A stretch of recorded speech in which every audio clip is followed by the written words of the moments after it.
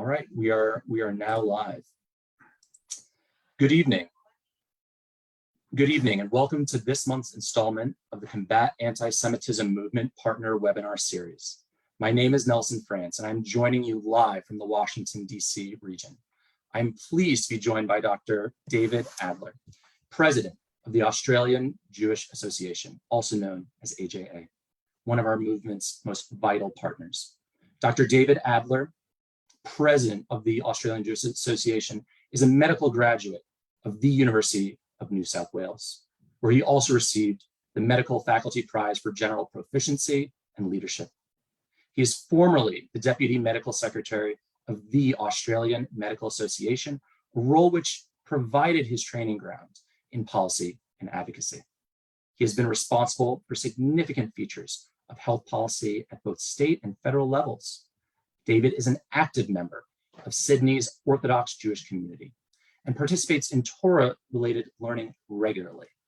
David writes frequently on political issues, is a popular speaker at many Jewish community events, and is known to be outspoken on issues affecting the Jewish community and as an advocate for Israel. For those in our audience unfamiliar with AJA's work, formed in 2017, the Australian Jewish Association sought to embody the combined values of Torah, the spiritual center for the Jewish people, and the democratic values of Australia. The main core principles for the AJA include using the Torah as a guide for the policies in the Australian government, advancing the interests of liberal democratic values in Australia, and standing with Israel as the Jewish homeland. President Dr. David Adler emphasizes AJA's commitment to representing the Jewish community of Australia that identifies with the self-determination of the Jewish people, preserving individual rights in Australia and maintaining national security. And as we're here this evening and this morning in Australia, Dr. Adler, on behalf of the movement's 360 partner organizations and 350,000 members, thank you for working with us to combat the world's oldest hatred. Now, to get us started, please, would you tell us a little bit more about yourself, about why this work is so personal to you, and really the main events and initiatives of AJA? And again, thank you for being with us. Look, Nelson, thank you so much for the opportunity to speak with you, to speak with the supporters of the Combat Anti-Semitism movement, a very important movement. And we're speaking from a beautiful spring morning in Sydney. Look, we're all part of a global community. So all the issues that Jewish communities experience in the US, in Europe, in the UK, and elsewhere occur in Australia as well. Unfortunately, anti-Semitism is part of the spectrum. But the reason I got involved in community advocacy, and it's not me, it's a group of people across Sydney and Melbourne in particular, and the whole country, is because we saw some of our older Jewish community organisations unfortunately drift away from important values. They were drifting to the left politically, invoking, I guess, what's now described as woke causes rather than prioritising Jewish values, a movement away from Torah values. And this reflected some of the advocacy for Israel, which became wishy-washy. There are many people in our community who wanted a more principled voice, a stronger voice, a clearer voice. And AJA was, after a few years of planning, formally launched in 2017. Now, the interesting thing that's happened is that within a relatively short few years, a great deal of growth has occurred, and AJA is now the largest Jewish organisation in Australia on social media, And anyone who has a look at our Facebook page will see that it's active. It's the largest Jewish platform in the country, and it is the most engaged Jewish platform in the country. So we're all about advocating from the perspective of principle rather than from the perspective of political correctness. I like that very much. I like that very much. I think what's so important about what you said there is the principle, you know, the values, the principles, those which guide us and the work that we do. Now, it's absolutely incredible to see not just the work you're doing at AJA, but how you become a leader in this space. How you all, as a movement, because that's what you all are, a movement, an association. You know, within Australia, with 115,000 Jewish citizens, as you know, Australia is the 8th largest Jewish populated country in the world. Yes. Can you explain to us, maybe just enlighten us as to why you chose to establish the organization, how it's changed the landscape of Jewish representation in Australia for the better? Well, the reason is essentially what I said. It was to provide a very principled voice, driven by Jewish values and driven by Israel advocacy. And that doesn't mean, by the way, that we require any particular level of observance. Although we're guided by Torah values, by genuine Jewish values, we have people involved with the organisation whose level of observance ranges across the whole spectrum. And your level of observance is very much a personal issue. So we have people that are very orthodox through to people that are 100% secular, and that's fine. No problem at all, as long as you respect the Jewish values. So that's what AJA is all about. The reason we've been able to gain a lot of traction politically, in the media, and in terms of influence is because of collaborations. We were welcomed enthusiastically, particularly by the political centre-right and conservative side.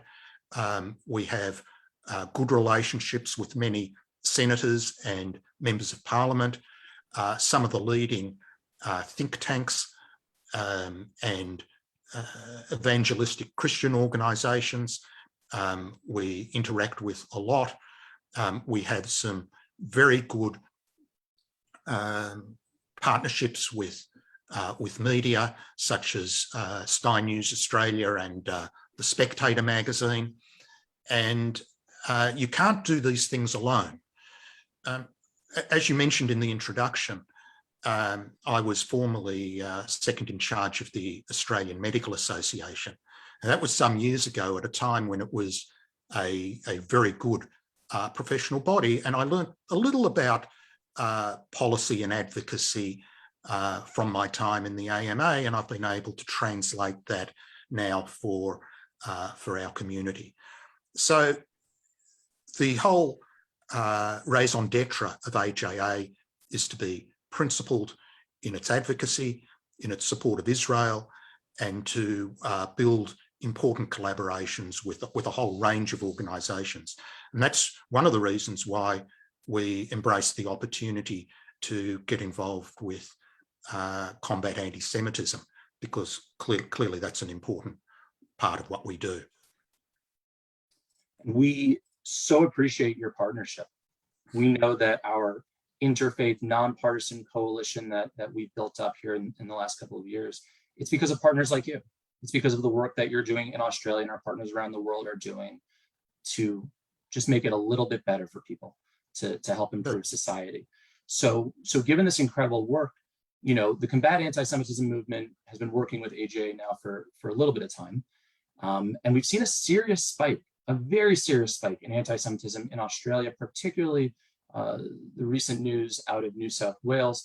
How does AJA address and condemn anti-Semitism in Australia? How do you voice that, not just locally, but nationally and across the continent? Well, you're right. There has been a growth of anti-Semitism, and the same factors which have applied internationally apply here. So while there's always been some background level of anti-Semitism, we have seen in the last year or so a spike driven by two things. Firstly, in May, there was an outbreak of hostilities between Hamas and Palestinian Islamic Jihad and Israel. As everyone knows, over 4,000 rockets were fired from Gaza into Israel. There were riots in Jerusalem, and the IDF responded in a 2-week campaign.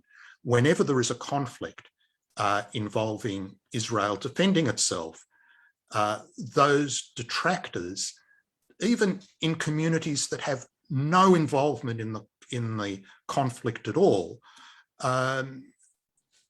pursue their strategy by some tactics that are highly anti-Semitic. And it needs to be called out. It needs to be called out vigorously, politically. The other factor that has driven the rise in anti-Semitism, unfortunately, is the coronavirus pandemic.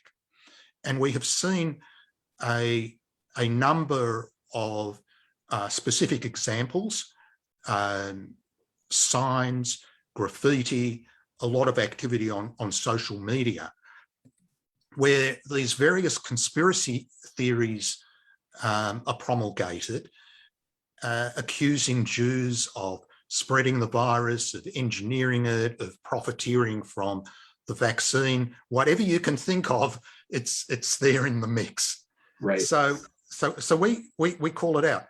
There is an umbrella initiative that we're pursuing at the moment. And I must say, we have not yet succeeded, but we are far from giving up. In mid-2019, Australia was one of the countries that became a full member of the International Holocaust Remembrance Alliance. And as I'm sure many people know, the IHRA has what is regarded as the international standard definition of anti-Semitism. Now, there's no magic bullet, Nelson, for curing anti-Semitism, or it would have been used many times, but we need all the tools that we can get.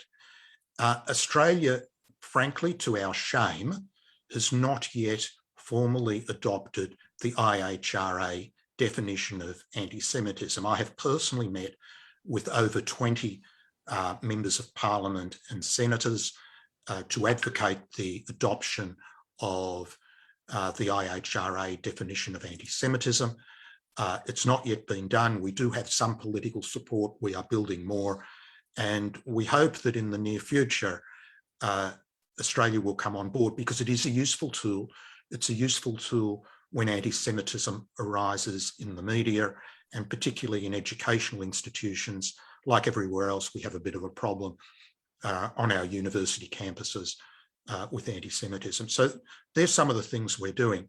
And if you'll bear with me, I'll just show, I'll do a quick screen share and show a couple of examples.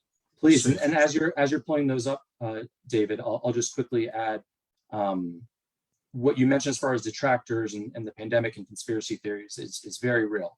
It's a very, very scary and serious threat that we're seeing, not just in Australia, but in the United States of America, really across the world. Every conspiracy theory you can think of related to the Jewish community somehow being tied to this on one way or another. So please if you can tell us about these photos. If you can see the screen, this first one that I'm showing is from Melbourne. It's at the IKEA shopping centre, and you can see it says "No Jew Jab for Oz." This one is only last week. It's an example of the coronavirus type anti-Semitism that we see around. I don't know if this can be seen. This is in a Jewish suburb of Bondi. On the fence is written "Free Palestine." I mean, the typical sort of graffiti. At the world famous Bondi Beach, there are murals which have been in the past daubed with swastikas, That example is pretty clear. You can see this is a mural of a beach scene with various swastikas on it. So they're just some examples that have occurred recently. And unfortunately also, I've got to say that we see, unfortunately, a build-up of some anti-Israel sentiment crossing the line into anti-Semitism in some of our political left. Now, everyone knows about the UK Labor Party and the problems that it had under Jeremy Corbyn.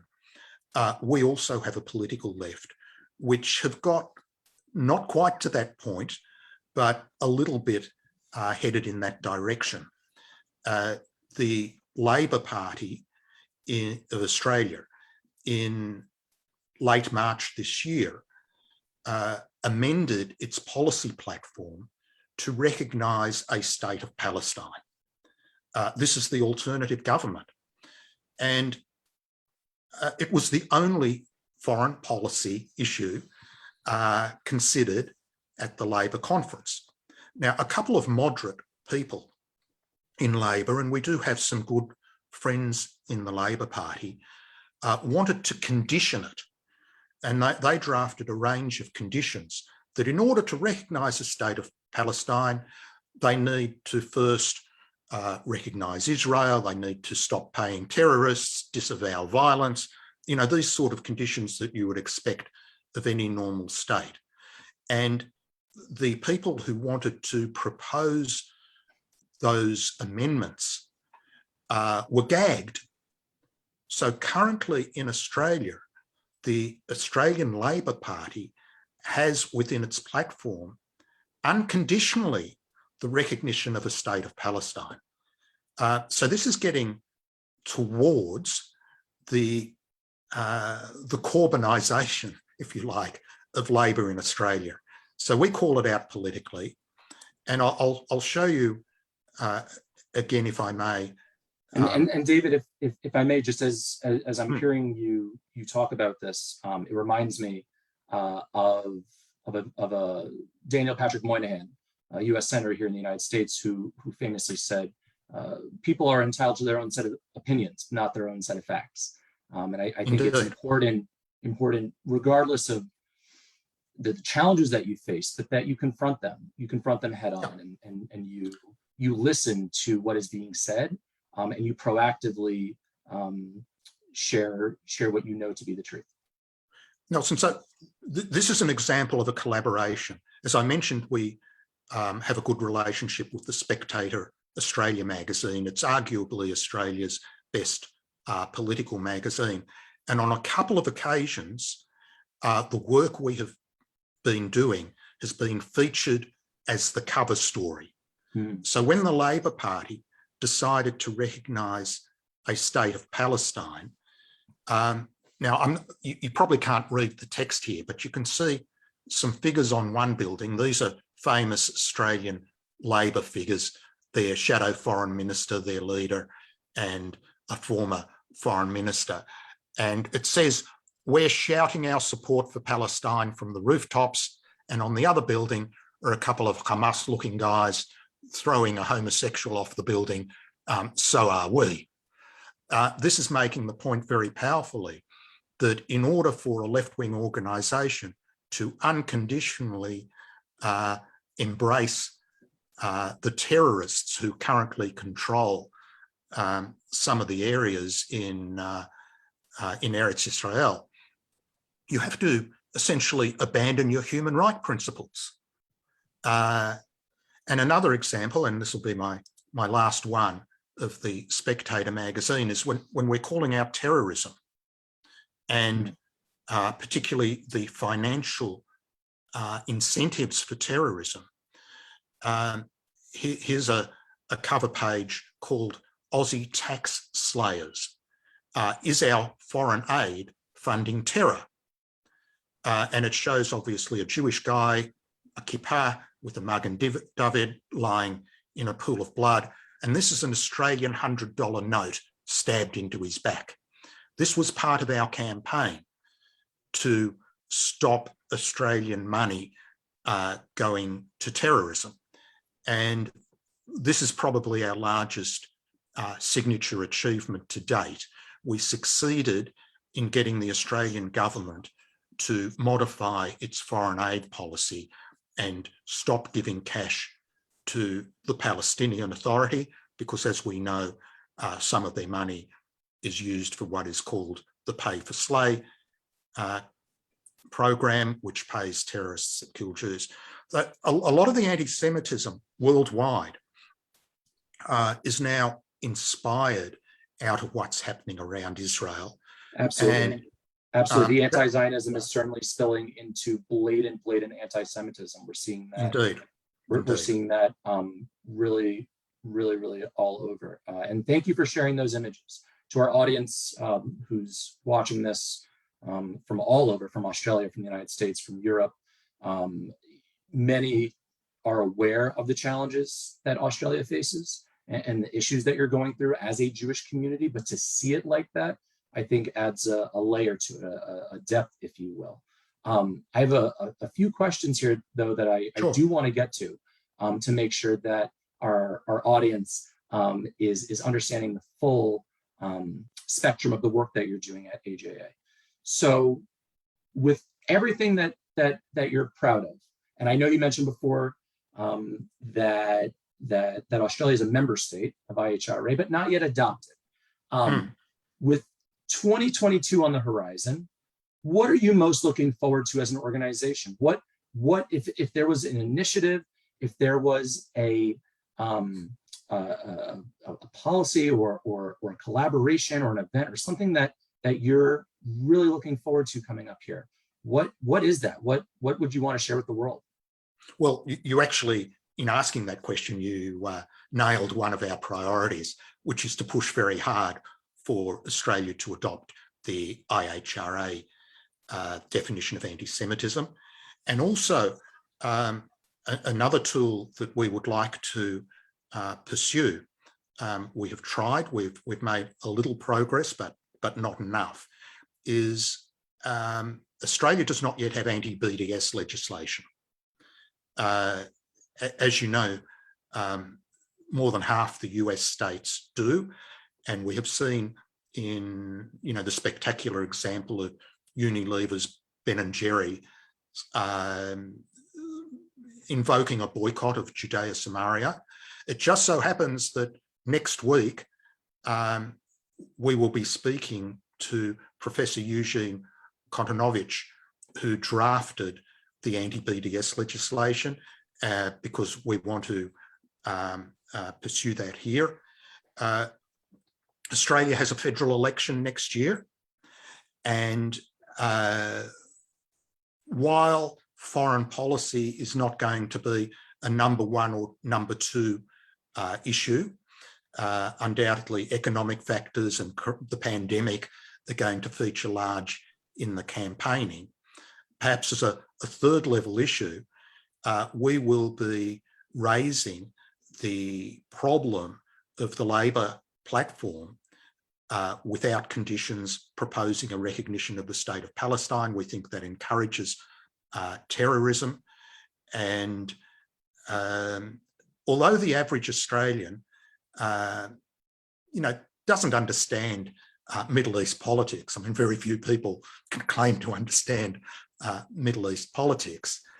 One thing for sure that resonates, that gets traction, is that they don't want Australia involved with terrorism, with terrorist organisations. So we will make the case that it's premature to recognise the state of Palestine. AJA actually says it's inappropriate. We believe that Judea-Samaria are a part of Eretz Israel, but if an organisation does want to have that as a policy, at least they have to disavow terrorism. So there's three priorities: the IHRA definition of anti-Semitism, the looking at anti-BDS legislation for Australia, and being involved in the political debate next year, because it is a federal election year in Australia. David, just picking up on one thing that you mentioned there on the federal election, I know that here in the United States, it's sad, we've seen it in Europe, when there are elections, sometimes candidates do delve into anti-Semitism. We've seen it in materials, in printed materials, and this comes from the left and from the right. We've seen this both here in the United States, and I know that a number of election officials and people who care about civic engagement and about free democratic values are concerned because democracy, whether in Australia, the United States, or anywhere across the world, should be a place that is free of anti-Semitism, a place that is welcoming of the Jewish community. And so I just want to wish you and the Australian community an anti-Semitism-free election, or at least as best as possible, because I know how debilitating and damaging that can be to an electoral process. Well, that's quite right. The Nazi type anti-Semitism is not tolerated at all in mainstream Australian politics. It's condemned pretty well across the board. Occasionally you'll get an odd fringe dweller who has got involved in sort of neo-Nazi tropes and conspiracies, etc. That is very much fringe. It's not part of mainstream Australian politics. The threat that we have, the real threat in Australian politics, is what you referred to as the anti-Zionism, because that has got some traction in mainstream politics, and we're very cognizant of the lessons out of the UK as to what happens when you see a major political party cross the line from being critical of Israeli policy, which of course you can criticise Israel as you would any other country, but when you cross the line into anti-Semitism, that's wrong. It's dangerous for the Jewish people generally, and it does provoke the extremists even more, and occasionally into violent action. So thank you for that. And yeah, that double standard is awful. It's just awful. It's just awful. The double standards which Israel is held against is absolutely awful. Nelson, I feel your pain on that. I've seen a comment in the chat. Someone says the Greens as well, and they're right. We do have a Greens party in Australia who, look, I'm not going to be politically correct. I told you we speak on principles rather than political correctness. There is some significant anti-Semitism in the Greens party in Australia, and much as like in the US Democrats, you have a group called Squad, who consist of some notorious individuals who do cross the line into anti-Semitism. We also do have a few Muslim members of parliament in Australia. Some of them are moderate, but some of them would find a place very comfortably in the squad of the Democrat Party, let me put it that way. And that's helpful context, David. I think that for all of us, as we at Combat Anti-Semitism Movement work to build a nonpartisan interfaith coalition, we need to work with partners, and we need to work with diplomats and with leaders and with citizens, with activists across the world who believe in not just Israel's right to exist as a Jewish state, but in not holding Israel to that double standard, and that not crossing the line into anti-Semitism. And of course, we see it locally, nationally, internationally.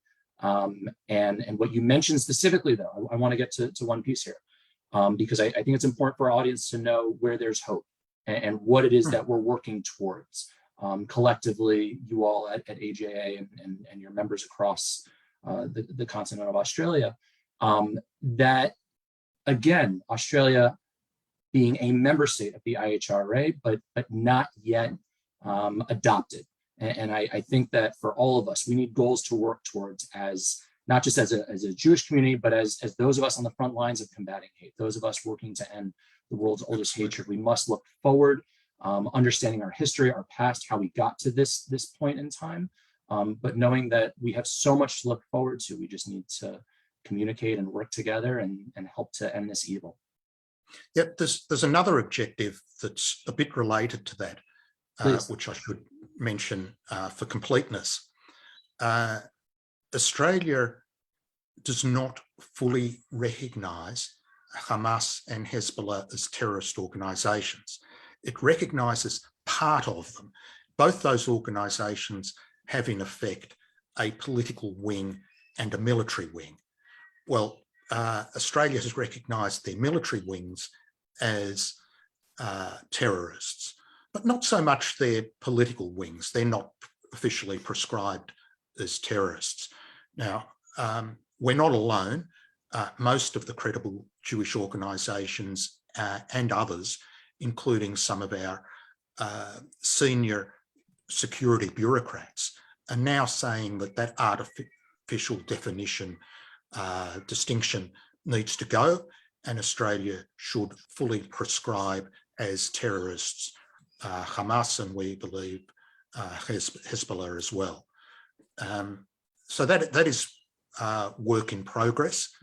There was a parliamentary inquiry recently looking at Hamas, and they have recommended that Australia fully prescribe Hamas as a terrorist organisation.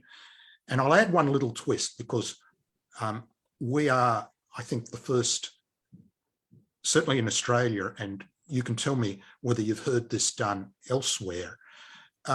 Australia's definition of a terrorist organisation in our legislation is not just a person or organisation that undertakes violence, that kills people and blows them up for political purposes, but we have a term in the legislation for the fostering of terrorism. So we have argued, and we have senior legal counsel support for the argument, that if you are providing financial incentives for terrorism, such as a pay-for-slay program by the Palestinian Authority, then that brings you within the Australian definition of terrorism. Now, we have put the argument to government that the Palestinian Authority actually meets our definition of terrorism. They have agreed, but they say there's another factor that they take into consideration, and that is it in Australia's national interest to declare an organisation as a terrorist organisation? And with regard to the PA, we've been told that they do not see it as in Australia's national interest to declare the PA as a terrorist organisation, even though it meets the criteria. Well, thank you for enlightening us. I think that the struggle that you're facing in Australia is a valiant one that, and I say this from the bottom of my heart on behalf of my family, on behalf of all of us at Combat Anti-Semitism Movement. Thank you for what you're doing. Thank you for your partnership. Thank you for what you will not just succeed in, but grow in and develop in. And it's incredible to see how AJ has really taken this work in the fight against anti-Semitism to the next level. Again, I encourage all of you in the audience, those watching, whether on YouTube, on Facebook, to visit www.facebook.com/Australian Jewish Association. Again, that's facebook.com/Australian Jewish Association to learn more about the work of AJA, to keep abreast of their events, their initiatives, their efforts to work with the government of Australia to adopt the IHRA definition, which by all standards is the standard. I want to thank our audience for watching this evening's webinar. I invite you all to join me on November 3rd for the next installment of the Combat Anti-Semitism Movement Partner Webinar Series featuring American Friends of Kurdistan, also known as AFK. AFK strengthens, protects, and promotes American-Kurdish relations and supports policies that advance the national security and prosperity of Americans, Kurds, and their other allies. And again, please do stay tuned through social media to see upcoming events, upcoming webinars, and to our friends, David and the folks at AJA, good luck with the event next week with Professor Eugene Kontorovich. He's a marvel. And I just hope that you all have the best success with the rest of this year, with the elections coming up next year. This concludes our webinar with the Australian Jewish Association. We hope you will choose to join me in Combat Anti-Semitism Movement for next month's webinar. And with that, good night and good luck. Good night, Nelson, and good morning here. And look, thank you very much for the opportunity to talk and for the wonderful work that the Combat Anti-Semitism Movement does. Thank you. Thank you, David. Be well.